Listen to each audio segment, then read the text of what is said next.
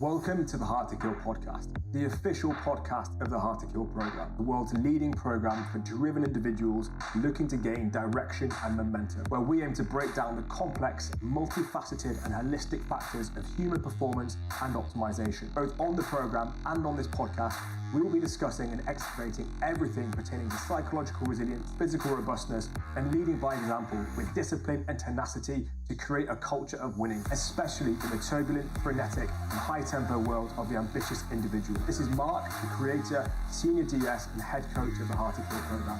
Let's get stuck straight into it. So in today's episode of the podcast, I want to run through another topic closely associated with communication, which is communicating through conflict. So in previous episodes of the podcast, we went through dealing with internal conflict, and we spoke about the concept of equanimity and how we could basically improve our response to stressful, challenging situations, how we could practice neutrality of thinking in an effort to continue along the vein of behaviours necessary to achieve what it is we want to achieve. One of the lessons that was very first given to me by one of my very first mentors lives with me absolutely rent-free to this day, and it's something I'm going to share with you as well because I believe it's immeasurably powerful.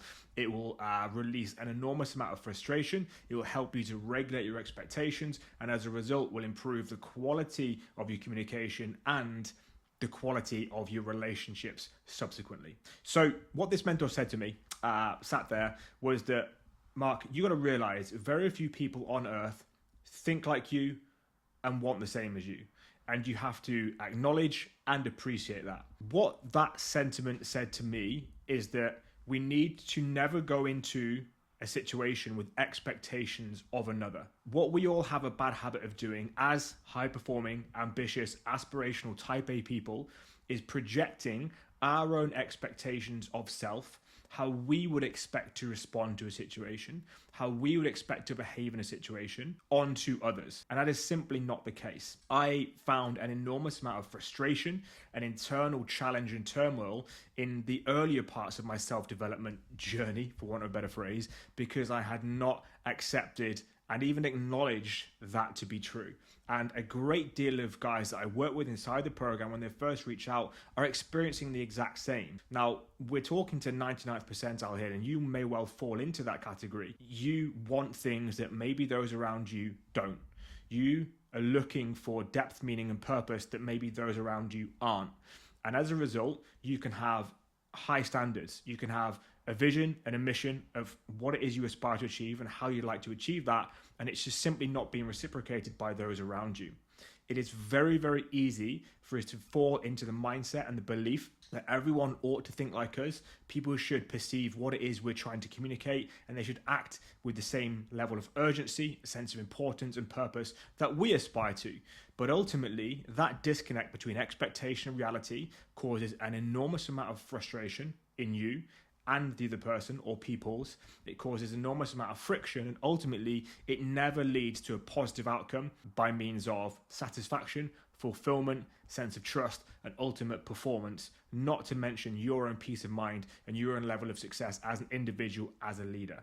So the first thing we need to take away from this podcast is that if you are extraordinarily driven, if you are determined and motivated to become the greatest version of yourself, if you're implored for whatever reason, if your purpose is to expand something that's bigger than yourself, whether that's an organization, whether it's to lead your family, whether it's to lead your team at work, to build a team at work, a sports team, a military unit, whatever it is irrelevant.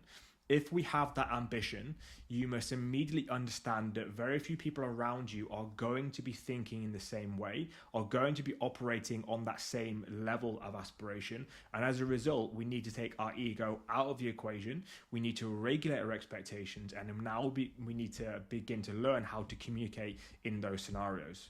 It's imperative you understand that as a leader, you are responsible for the outcome and the output of these communications, up to and including initiating conflict when necessary.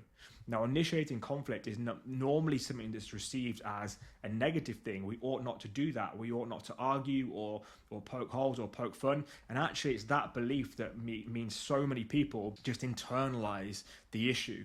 They just internalize the frustration.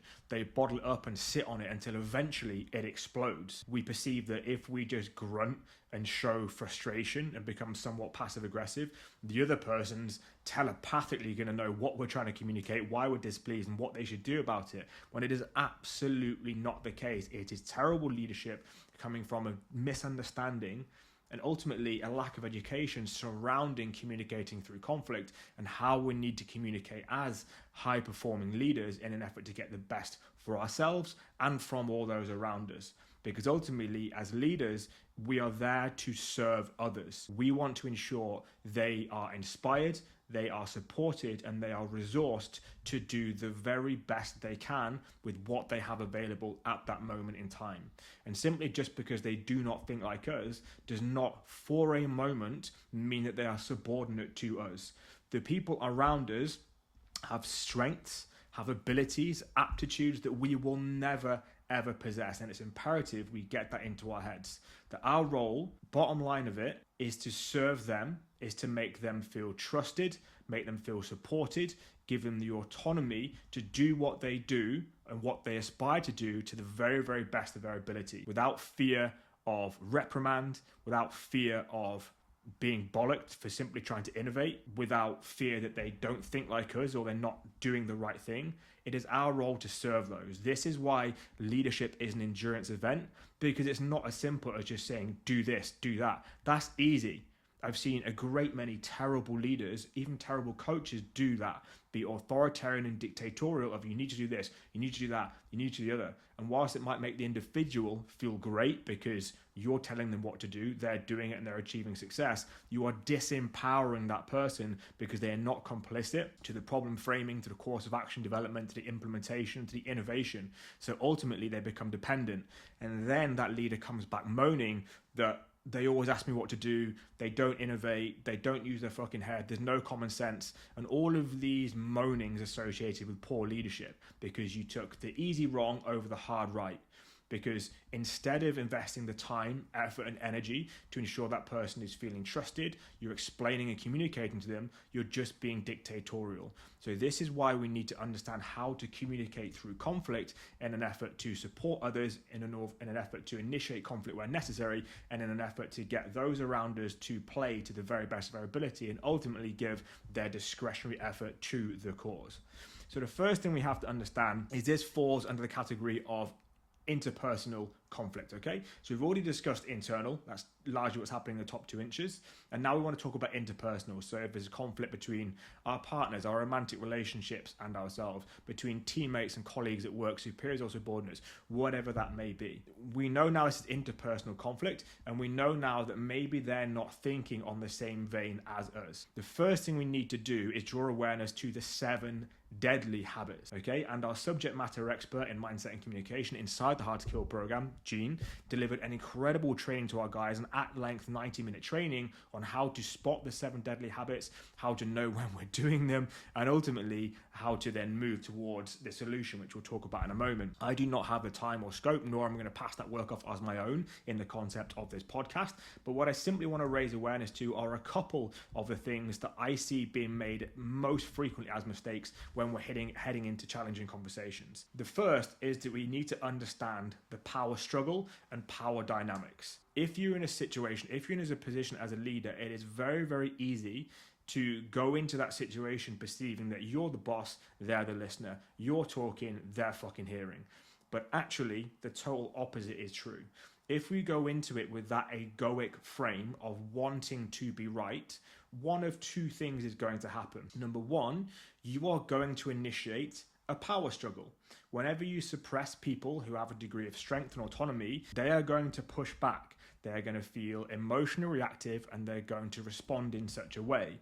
And rightly fucking so, because you're essentially ambushing them as a dictator, being tyrannical and saying, this is the fucking problem, I'm going to fucking show you what's up, and this is what you need to do. That is not appropriate, nor is it professional, nor is it leadership. It's just running your mouth. It doesn't help anybody. It might make you feel empowered for a moment, but actually, as the old Chinese saying goes, if you hammer a nail into a wall and then try and pull it back out, you can take the nail out, the hole will always remain. What that means is if you operate that way to people closest to you who are looking to trust you, who are looking to you for leadership, and you bark at them, berate them, talk down to them, demean them, it doesn't matter how many times you apologize or how much you try and sweep it under the rug, they are going to remember that. So heading into it with an egoic power dynamic is never going to be helpful. Understand it is our role to come to a solution.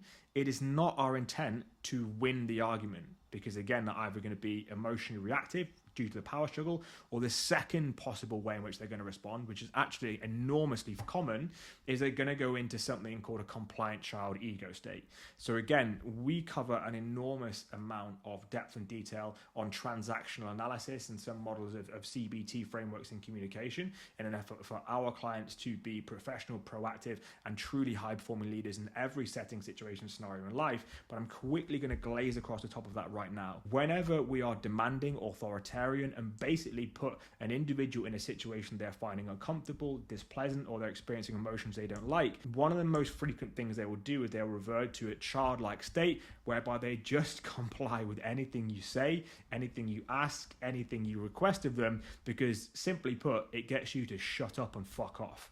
It's akin to a child, naughty kid, sat there and a parent is bollocking them and saying, have you done this? Have you tidied your room? Yes, I've done it. Okay, yeah, I've done it. I promise, fine, cool, whatever. That is literally what is happening when they're nodding along and smiling, waiting for you to walk out the room so they can say, fuck off. That's all that you're doing. You might be getting the response you think you want to hear in the moment. They have zero respect for you. They probably haven't even done the thing. They're literally just debating you to go away because you're making them feel suppressed. They do not feel trusted or respected. And that is the polar opposite of what it is we aspire to achieve in these communication settings. Now, at this point in the podcast, I want to just ascend out of this level of conversation a moment and I guess offer something like a caveat. There's a great amount of organizations, of business leaders, of mentors, coaches who like to communicate in an authoritarian and demanding way as if they were in a military unit or organization. The reason this became commonplace, the reason this has become quote unquote doctrine, is because of how we are used to being spoken to and how we see it happening in films and movies and so on and so forth. It's very easily accessible for us to look at movies, to look at Hollywood, to look at like military associations and to think, oh yeah, I'm somebody, I'm the fucking drill sergeant, I'm the fucking boy, I'm the fucking top dog, I'm going to gob off at people. But it is lazy leadership. I really want to communicate and hammer that home. It is not even leadership at all. It is an insecurity of self that you're projecting onto others because you do not know how to actively listen, how to emote, and how to support and relate with that person. It shows a total lack of empathy, of compassion, and leadership aptitude. The reason in certain settings and scenarios why there might be really demanding, really authoritarian communication styles in the military is simply due to the level of consequence and the time parameters. If you only have seconds or minutes to very quickly communicate a message that is in the best interest of the entire mission, that is going to keep people safe, keep people away from harm, and is ultimately complicit in mission success or failure, you better believe you're going to be shouting it, and you're going to be shouting it fucking aggressively so that person understands exactly what they need to do, exactly how they need to do it, and exactly when they need to do it. That is the only time that is necessary and appropriate, and hopefully that is occurring in a unit whereby there is interpersonal trust. You trust one another because they've been through hardships, they've been through training fucking evolutions. They've communicated a lot as friends, sat in the block, going out fucking drinking, out for food. They know one another truly deeply and they understand they are all there in a common pursuit of mission success. No one wants to get hurt. Everyone is looking after themselves and the person to their left and the right. That is the time when it's appropriate to communicate in that way. If we remove ourselves from that in an office setting, in a home setting, speaking to your children, your clients, your colleagues, co-workers, teams, it is not appropriate. A, because there is no high level of consequence or risk. B, because we do not have those same compressed time parameters. And C, it is very unlikely you have that same bond, that same relationship, that same level of trust with those people. So it is not effective, and it ought not to be used as a tool. It is imperative that it is used to keep people safe, to make sure missions succeed in military settings and environments. And that is a given, that is a granted. That's not the settings we're talking about here. That is a different conversation. But do not look at what's happening in movies, how they communicate in the military, and fancy a fucking slice of that and try and speak that way yourself, because it's not going to be conducive to mission success in your life, in your workplace, in your home. Okay, so now let's return back to the conversation. So we understand that we ought not to be egoic in demanding and being authoritarian and basically making someone either a compliant child or putting us into a power struggle. So now that we know that, and we know that there are 7 deadly habits that we can demonstrate, i.e. demanding, criticizing, blaming or complaining, we basically want to head into this conversation being very aware of, well, how do we want to communicate? And the first thing we want to know is that there is 3 primary kind of types of communication we're going to demonstrate here. We're either going to be passive, we're going to be aggressive, or we're going to be assertive. The middle is ultimately what we're aiming for. Aggressive communication looks a lot like the 7 deadly habits. It looks like blaming. It looks like criticizing, threatening, punishing. It looks like all of your authoritarian and demanding behaviors that I spoke about just a moment ago, and it is not conducive to communicating effectively in conflict. On the other end of the spectrum, we have passive. We have people who are just too responsive. They're not engaged in creating a solution or in leading that conversation or the person complicit to it to something like resolution of a conflict. So we've got 2 ends of the spectrum. We've obviously then got like different sectors. So we've got passive aggressive, like making passive remarks, slamming cupboards but not addressing the issue, making tongue-in-cheek remarks and passing it off as banter or joking. That's also not helpful. That is very highly likely to get someone infuriated and borderline explosive at you if you're communicating in that way. What we're looking for is assertive communication. Okay, so here we're looking to be honest but not hurtful. We ought to have the mantra in our minds to do no harm. And what we're looking for here are the 7 connecting habits, primary of which is our ability to listen or practice active listening. Now, active listening is something that any of you in a corporate space will probably have been introduced to on more than one occasion. But the question therein lies, how much do we practice it? How much have you refined and distilled that and looked to implement it? Because knowledge is not power, implementation is power. And so often the case is that you know what to do, you're just not consistently doing it. And that's a chat for another day about accountability and support networks and a place in which to safely practice that. But returning to the point, we want to be practicing active listening. So many people in the wider world, which has been exacerbated by social media and information overload and people being a little bit self-serving, we listen only so that we can respond. You're listening, seeking out a piece of information that you know, and then immediately firing back because you're making it about you. That is not helpful. That does not make that person feel heard, and ultimately making a person feel heard is what it is we aspire to do. If you've listened to some of my previous podcast episodes, specifically looking at the 5 laws of leadership, you know that one of my laws of leadership is to treat somebody as if they are someone else's child, which is an absolute truth. But we want to revisit that sentiment here. So when you're listening, pretend that their parents are stood either side of them and they are talking about their grievances, about their challenges, and you're listening intently, making them feel heard, being attentive. We're not patronizing, but we're just listening to them attentively and then often repeating back what they've said in a paraphrased manner to ensure that, okay, this person knows that I'm hearing what they're saying, I understand the grievance, and I know basically how I now have to communicate. So we're looking for assertive communication, but we begin with listening to make that person feel like they're safe, like they can trust us, and they're actually going to come forward with their grievances.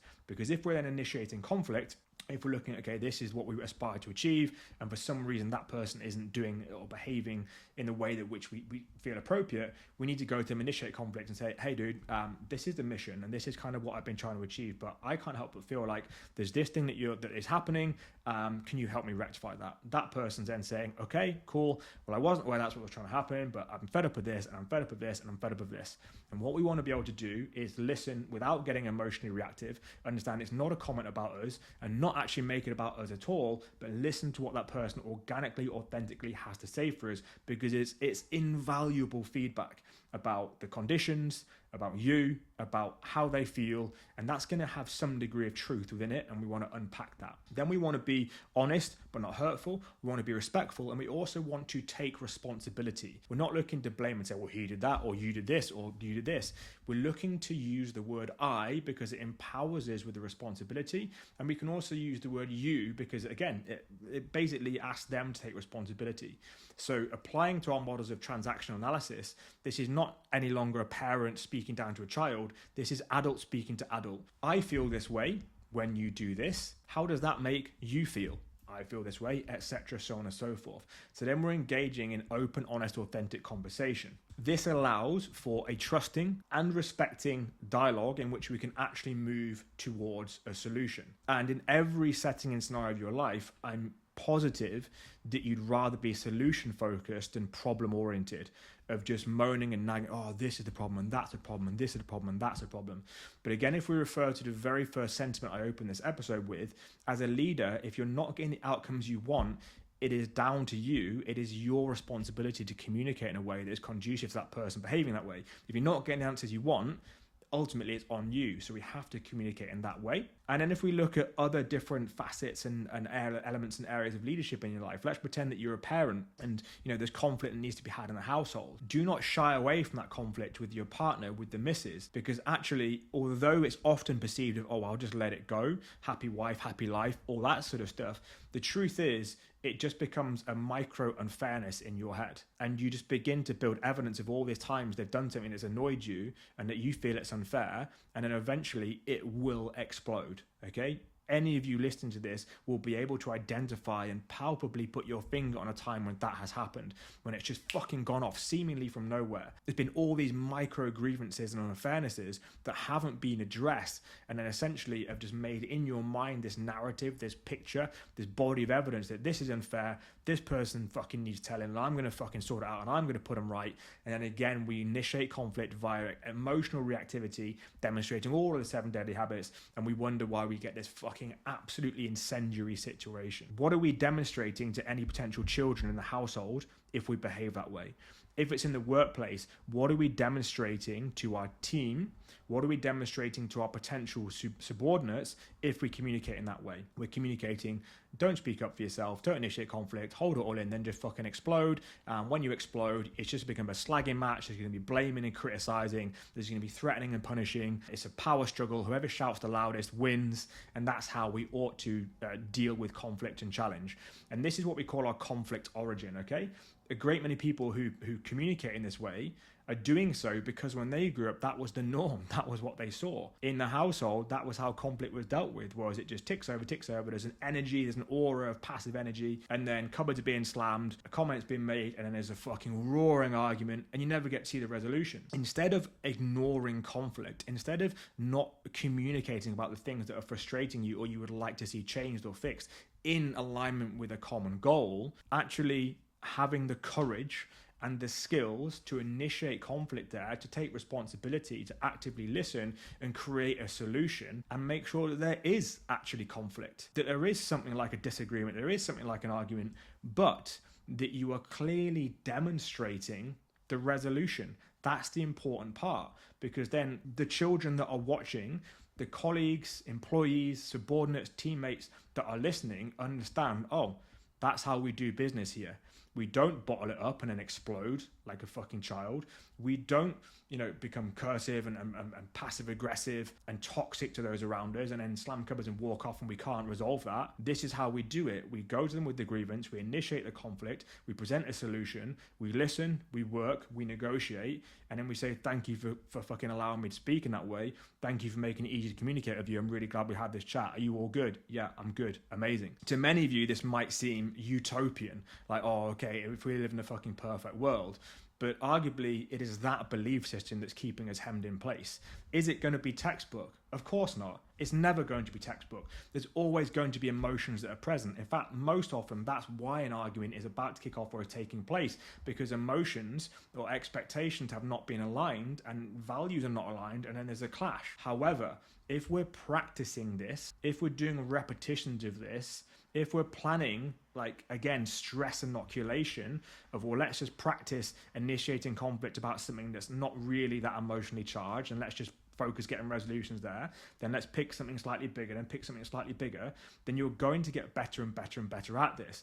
It's an exercise in futility, having these arguments with your fucking shampoo bottles in the shower, which we all do, don't fucking lie. It's you exercising futility to do that. If when it becomes emotionally charged, you're going right to the top end of the Richter scale, you're forgetting everything you want to demonstrate, all of the skills you've been practicing in the shower, and your ass falls out, and then we're emotional, and then we're just being criticizing and there's name calling, and no solution is ultimately reached. Again, I want to revisit the statement that knowledge is not power, implementation is power. And that's why so often in the Hard to Kill program, on our monthly educational cadence, we deliver the education on week 1, we learn it throughout days 0 to 14, then day 14 to 21 of each month is about repetition. So we have group masterminds, we roundtable, we hot seat, and we practice this, not because, again, we believe in a utopia where we can all just communicate through love, peace and harmony, but can we get 10% better? Fuck yeah, we can get 10% better. We can often get more than that, and it's such a low-hanging fruit. Communication is something you do every day with everybody around you. So to not practice it, to not lean into getting better to that, just seems totally fucking alien to me. Because if we look at what are the things that causes the greatest grievance, is ordinarily things that also have the potential to derail us. Let's pretend we've got a family who are too involved in our personal life and the decisions that we're making, and they're projecting their expectations onto us, but we don't know how to initiate conflict there, so we just accept it. We go into a childlike state of compliance, then we internalize that stress, so we overeat for comfort. Because we're overeating, we don't bother going to the gym because we've got shame and guilt and everything that goes with it. Now this person's no longer training appropriately, they're not nourishing themselves because overeating is a symptom of the stress they're experiencing, and the stress is emotional because they don't know how to initiate conflict. So you see how it is all so obviously intertwined. It would just seem like an absolute exercise in futility to only give training and only give nutrition if you're not teaching a person how to deal with the stresses and rigors and very real undulations of everyday life. And again, it's not about being passive and saying when someone argues with us, we know how to diffuse that. It's looking at, well, we are the leaders. We are aspirational future leaders. We are often current leaders. So we have to take responsibility for all these situations and scenarios in life, and we have to learn about these things so that we can have a degree of proactive professionalism in how our life is running, how we would aspire for it to run, and the conditions in which we're operating, not only for ourselves, but when we operate in this way, you make life better for everyone around you. It takes two to tango. So if you're constantly getting in emotionally incendiary arguments, well, how is that impacting and affecting the other person? How's your wife feeling about the fact there's always these massive explosions, that she never feels trusted, that when it goes into a conversation, when it goes into a heated discussion, you become critical, you ride the power train, so on and so forth. Or equally, if you're passive, which is the case of so many men, they're far too passive, and there's these grievances and challenges that the wife has got, and she actually explodes at you, again, based on her conflict origins, and you just go straight to compliant child of, yeah, okay, I'm really sorry, yeah, I'll deal with it, don't worry. And she never gets to the solution that she's looking for. So it is our absolute prerogative and our absolute obligation to make sure that we're improving these skills concurrent with our own personal development, our athletic prowess, to ensure that we truly are the epitome of high performance, which is not a singular endeavor. That's a little bit on communicating through conflict and how I perceive that we can be more effective communicators to subsequently become even better leaders. But I would love to hear any feedback on this. If this has been impactful for you, please do share it, tag me, let me know. I do not put anything into this podcast in the way of like advertising or paid ads. The only way this grows is if I do a great job and you're happy to tell me and tell other people about that. So I'd be really appreciative if you could do it. And if you've got any kickbacks, questions, challenges, or things you'd love to hear more about, again, please do let me know. The only way I'm going to find out is if you come forward and ask me. But hopefully it's been an informative, insightful episode for you, and I really look forward to hearing the feedback.